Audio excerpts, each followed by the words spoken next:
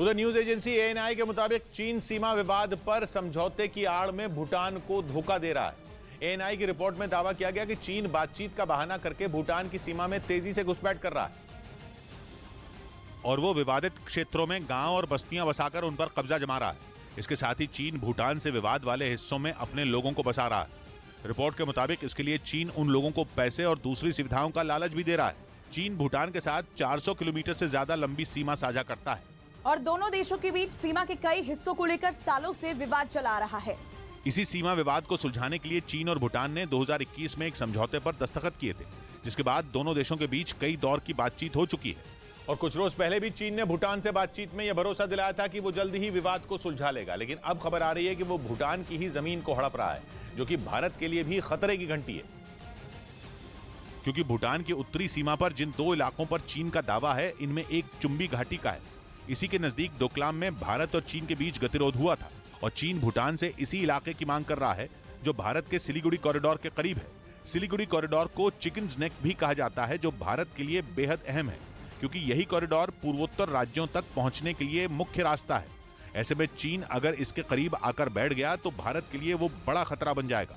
कहा जा रहा है कि इसी वजह से चीन ने भूटान के साथ वार्ता वाली चाल चली, ताकि बातचीत की आड़ में वो दोनों देशों की सीमा के विवादित हिस्सों पर कब्जा जमा सके। इधर दिल्ली के पहाड़गंज थाने में तैनात देवेंद्र कुमार नाम के एक हेड कांस्टेबल ने खुदकुशी कर ली। पुलिस ने मौके से एक सुसाइड नोट बरामद करने का दावा किया, जिसकी जांच कराई जाएगी। हेड कांस्टेबल देवेंद्र कुमार ने पहाड़गंज थाने के बैरक नंबर 3 में सिर में गोली मारकर खुदकुशी की।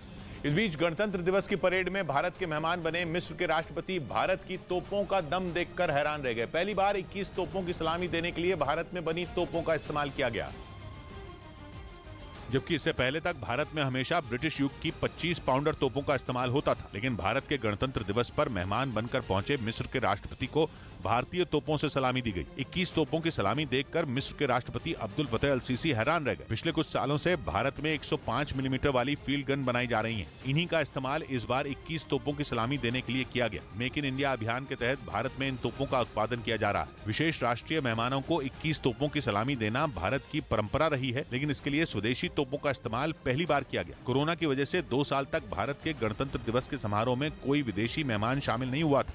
उधर यूक्रेन में अचानक रूस ने अपने सबसे खतरनाक टैंक भेजने का फैसला कर लिया। ऐसे टैंक जो यूक्रेन के हर टैंक पर भारी पड़ेंगे। इन टैंकों को किलिंग मशीन तक कहा जाता है, जो सीरिया और लीबिया में हुई लड़ाई में अपना दम दिखा चुके हैं। यूक्रेन की फौज को अमेरिका से नए टैंक मिलने की खबर के बाद यह फैसला लिया गया। हॉलीवुड फिल्म मैड मैक्स की आग उगलने वाली गाड़ियों से इस टैंक की तुलना की जाती है। ये टैंक इतने खतरनाक हैं कि ये बारूदी सुरंग के ऊपर से गुजर जाएं तो इन पर कोई फर्क नहीं पड़ता। इन पर ऐसी बंदूकें तैनात हैं जो 3 किलोमीटर दूर तक सटीक निशाना लगा सकती हैं। रफ्तार में बेजोड़ और ताकत में बेमेल ये टैंक यूक्रेन की जंग में बेहद अहम साबित होंगे। जर्मनी और अमेरिका से मिल रहे नए टैंकों को चुनौती देने के लिए इन टैंकों को यूक्रेन भेजा गया है।